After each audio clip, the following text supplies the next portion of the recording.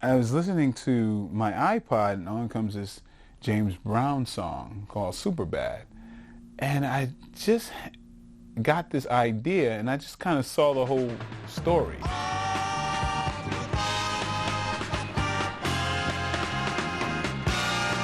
Come on, you jive turkeys.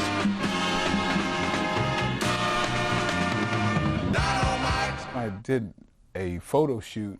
I rented some costumes, some 70s outfits, and got pictures made. And we just kind of started talking again, and I said, well, what have you been working on? And he actually had a picture of himself in the outfit with the gun and the nunchucks, with two women by his side, in the outfit that he's wearing in the last scene in the movie. And I was just like, okay, well, this looks great. I'd like to be a part of this. Michael Jai White called me one night, and he said, I want you to see something. And I rode over to his house, and he had this old tape where there's a whole scene in the Mac, Max Julian, he's this smooth pimp. The boom is like right in the scene as they're talking, and they didn't cut it out. And I'm like, Michael, why are you showing me this? He said, I'm going to do a whole movie like that. We shot a trailer that really maintained the tone of the comedy. We only spent maybe $600 to do this. Using old blaxploitation footage and putting him on the other end of it. So like he would take a shot, and on the other end was like somebody dying, in some movie from 40 years ago.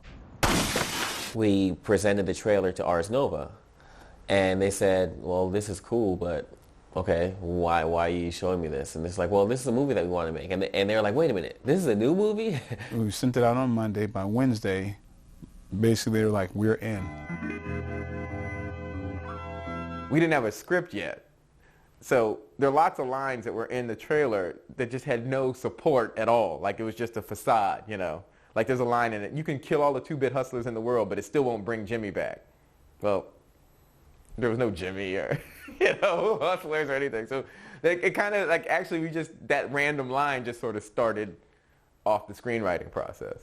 We would sit, talk, laugh, write large blocks by ourselves, go back, work together on it, separate scenes, work on them separately. We did a lot of things. Whatever worked for the situation, that's what we did. It's an unusual script because I would write the mistake in the script, which sometimes I would describe the mistake, and it would absolutely make the script a little longer, even though what occurred is just seconds. Kind of telling a story behind the story. Dynamite! Mike had the idea that he wanted to be a blaxploitation star. So Black Dynamite is like comprised of a lot of these type of characters, where you have these guys with these nefarious backgrounds. The guy's like, well, what is this guy? I mean, you look at a Jim Brown movie, it's like he's a club owner. He just shot like 9 people, and it's okay. He just gets in his car, drives away, and then, then sometimes the CIA is saying, we got to get you back, with us. It's like, what does this guy do? What did he do before this movie? Like, and you never even ask that. It was just this badassery that was going on. You mind telling me how this was found at the scene of my brother's death? So he has a little bit of Jim Kelly. He has a little bit of Jim Brown. He has a little bit of Fred Williamson. And there are times where we'd want him to do something where he's like, no, Black Dynamite wouldn't do that. And every single time he's absolutely right. He's dynamite. Me and Mike, even from our first film, which was 10 years ago, I mean, we're good at bouncing ideas off of each other, and I always found him to be a very funny guy. You don't realize how funny and silly Mike can be because he's always so serious. He's intense. I mean, Mike is intense like Black Dynamite. I am smiling. And then you see him loosen up and laugh. We're like, you're crazy. I mean, he held it down so seriously, and that's what made it work. And everything is believable because of him. Well, Byron wrote the script with us, and Byron's character is like an ode to Dolomite, to Rudy Ray Moore, who just passed away last year. I mean, it's completely on point. He's a lounge performer and nightclub owner. among other things. A ghetto entrepreneur. Man, who dare knock when I'm planning to plant my dynamite? Main man, Black Dynamite. What it is, bull? Dolomite also did kung fu, and he was horrible.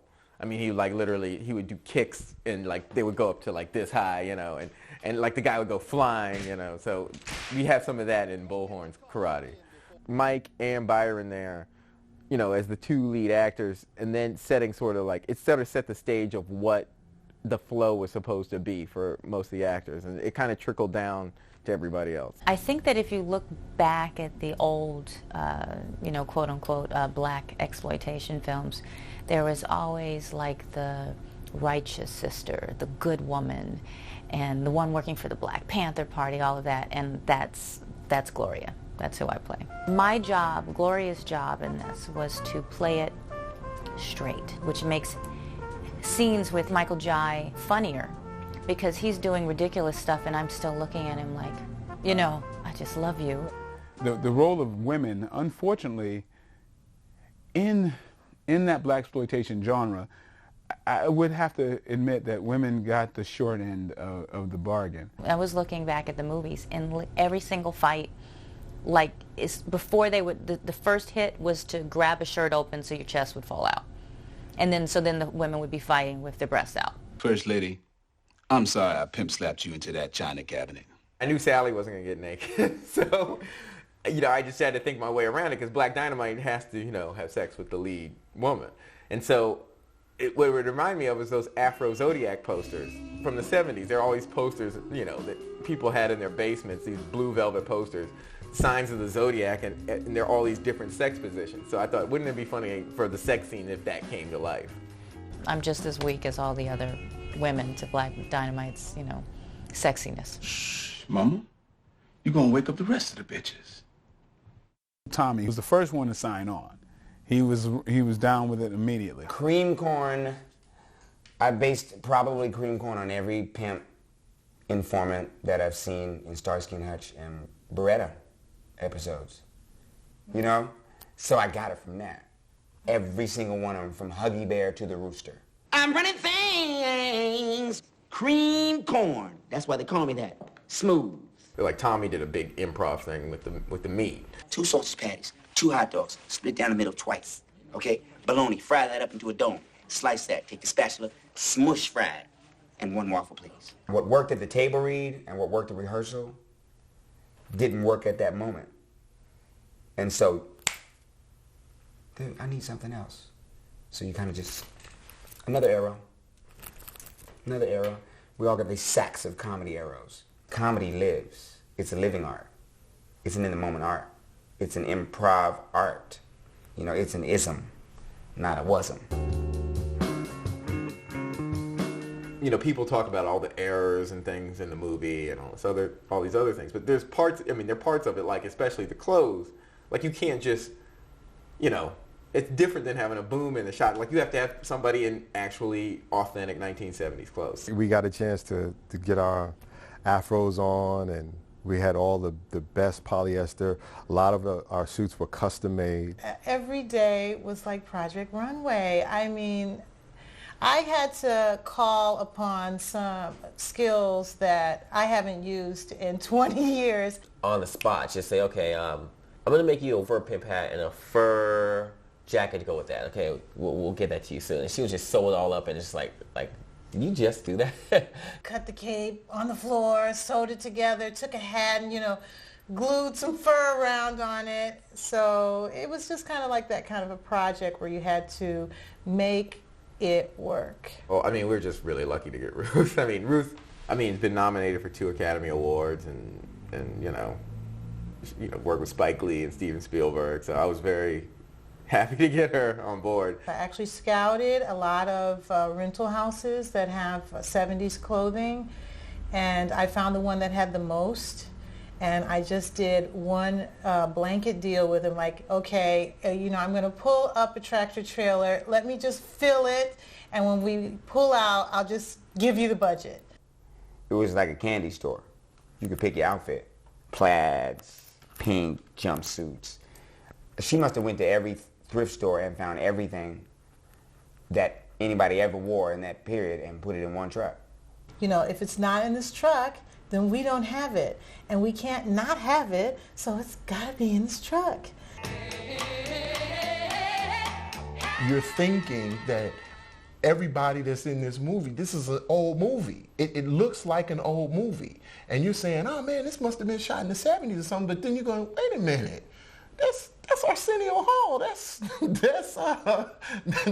Tommy Davidson. They were kids back then, so it really makes it funny when you see that they've really taken the time and the technical expertise to use all of the settings, the cars, you know, all of those sort of things to take you back to that time and that period. I broke down the script, you know, by location and set, our movie, and then every movie that I saw that had like a pool hall, I would pull those screen captures and I would do a board of like all the different pool halls that we liked, and then we used that. I mean, all of us used it to, to kind of find locations. There is a section on Crenshaw and Martin Luther King, which was just like a gigantic parking, like this bombed out parking lot, and everything looks like a 70s facade. So like that, like we literally, our sets would be like this. We would just move here, here, here, here, and that would be pretty much all the exteriors in the movie. We called it our black lot. Everything looks really authentic, and a lot of stuff is authentic. And I mean, we would rent these homes that were owned by old grandmas, and the home would literally look like it's in the 70s. And our production designer, Denise, would just have to bring in some wood paneling or something. We found these houses in Ladera Heights, which were perfect for like the Pimp Council and Black Dynamite's house. Ladera Heights is kind of a late 60s neighborhood, which is great, you know, and you go into some of these houses and they haven't been touched in years. The house that Honeybee's brothel or whatever, it looks exactly like that. I mean, imagine like you're walking in, it's like we're on such a limited budget, and you walk in and there's your set. It's like, okay, this is the house, you know. Another challenge I had, or we had as an art department, is how to make it look bad without it looking bad. Like if you have a door and it's kind of marked up and it's, you know, it's messed up and it needs paint, or it needs, you know, you think, should I leave it? As you watch the movie, I hope that the audience realizes, maybe after you watch it a few times, that all that is intentional. We actually shot the movie on 16 millimeter color reversal, which was great because it had extra grain, and it also is a very, very contrasty film. Nobody uses it because there's no latitude with the film. So like, let's say you're shooting on like color negative. You know, you have some leeway with how you're going to, you know, do it in the post-production process. But like with the color reversal film, it basically crushes the blacks. Like the blacks are just black. You can't change it. You can't bring any detail out of the blacks or whatever. So people want to have flexibility, but we were just kind of all crazy and said, let's just go for it because it really made it look old. It seems real. I mean, they intercut old stuff into the real stuff, and sometimes you don't know, you know, where one begins and where the other, you know, ends. And it's, it really works. You feel like it really is a film from back then. A lot of blaxploitation movies are really, really hard to watch. I mean, because they're boring. I mean, they're movies that have spectacular, just great scenes, and then with a lot of filler. So we got together and said, okay, what parts are we cutting out of this film? We cut huge parts out of this film that explain the story. Well, one of the scenes, it was like a kung fu banquet. You could see there's slivers of it in the movie now, but there was a whole full done scene. But when you watch the audience and you see how much they enjoy laughing, and you see how deep some of that laughter is, how gut-wrenching some of that laughter is, I figured that, oh shit, they just want to laugh. The actor that changes, the dark-skinned black guy that changes to a light-skinned black guy. We're trying to show that when Byron, which is Bullhorn, slaps a guy, and he's like, mother, like that. We're basically trying to show that there was a fight that ensued. So we had to replace him, you know. It's something that you have to pick up on your own and see. We don't have the camera in your face show there's a dark-skinned black guy and then a light-skinned black guy. We're showing that we think the audience is intelligent enough to get the joke. Let everybody know, and suckers be warned, that this is the outcome when you mess with Bullhorn. Man, he does this thing with his hat or whatever. I wanted to cut that. And John, the production, John Steingard from Ars Nova wanted to cut that because we both said, that's not funny, dude. This guy was like, dude, that shit's funny, man. That shit's funny. It's like, dude, it's not funny. And then we screamed to our audience, and then they're dying on that part. I'm like, my bad, dude. My bad, you know? There will be some great outtakes where you'll sit and go, why wasn't that in it? Because he had time. It was just too silly. You know, it's over the top because there was a certain amount of truth that they were trying to have grounded in the fact that they were trying to be serious. Like, because that was one of the true funny things about the blaxploitation, because they weren't trying to be funny. It just was because they were doing something that they thought was serious, and you know, you can't help but laugh. What I think is cool about it is that it could be a spoof, but it's not really. It's more like a satire. Basically what it was us playing the role of filmmakers in the 70s who were trying to do a good job, but did okay. Black Dynamite stands up, the boom mic hangs in his face, and you know they can't afford to reshoot it, so he is with the having to look at the boom mic and try to, you know, give them the eye as to maybe you can pull it up. Those kinds of things were fine, you know, like some of them the boom things we did on purpose, some of them we didn't do on purpose, and I just let go. Like at the Roscoe's Chili and Donuts, the hitmen drive up, and the guy forgets to put on the parking brake, and the car rolls, and he has to stop the car again and then start shooting again. That really happened. It was like, great, leave it in. And then there's some stuff that's really subtle. Like there's a militant number 2 who is such a bad actor that he reads the stage directions, but he does so well that it slips right through. The militants turned startled. This is private. How'd you get in here? I walked in. and so when people get what's going on, they really crack up because then they know what my character's dealing with. It's like then my character's expecting the director to yell cut any second. When I got this opportunity to edit and do the music, I was like, okay, I'll drop everything just to do this. I've been writing and producing 70s music for the last 10 years. And my dream was always to be able to do a film where I could apply my techniques for a time period film. He has all these old recording equipment, like he has harpsichords and sitars in his house. I have a full analog studio, so all my instruments, everything's pretty much like pre-1975. Nothing on the soundtrack's digital. Everything is exactly how they would have recorded back then. Scott and I were in the editing room, and I said, Scott, go for it, man. Write this song. Write the lyrics out. And he said, okay, let's do this. So I pulled out my bass guitar, and he's like, okay, Black Dynamite and his crew are going to do what we got to do, so we clean up the street. So I basically played bass behind him. And we push and hustle in town, we're gonna mow them all down because they're cleaning up the streets. Like, oh yeah, I like that. So he basically wrote the lyrics for Cleaning Up the Streets. I just wrote the bass line when we were in there, and then I went and composed a song. I would literally get up, press play on my tape machine, run to my drum set, play these drums and kind of hum out the and just kind of hum it out. And then if the drums are all cool and everything, then I would go to the second track, press play and record, and then record my organ and stuff. Then do the same thing, record my bass. So I record it as if it's a full band. The funny thing about him is that it's almost like he was setting up to do Black Dynamite, but it hadn't been there yet. Black Dynamite and his crew gonna do what they have to do. It was very easy to work with Scott Sanders because he was like working with a DJ or something. Scott was real precise with what he wanted to see. He got it, and we moved on. He'll change grooves on you. Okay, Tommy, that's cool. Make him angry. Action. Like he's a DJ. Like, okay, cut. Tommy, come here. Try him crying. Try cream corn. He cries on this one. We would have the debates and heated debates about stuff, but it all comes from a pure place that we both want the best, and it's just we just work so well together. It's kind of like this two-headed monster thing, but it's really cool the improv between the two of us. I think he's the first DJ director.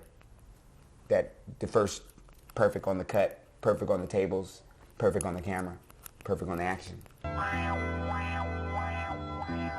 The atmosphere was like going to a party every day. I mean, we had a ball. And then also, too, we had a lot of good friends of ours to come through and do cameos, and everyone who got involved. It was a riot, I'm the guy that I lose my manhood gets shrunk, my PP gets shrunk. That was one of the days where I remember sitting behind the camera and trying to hold myself to keep from ruining the shot.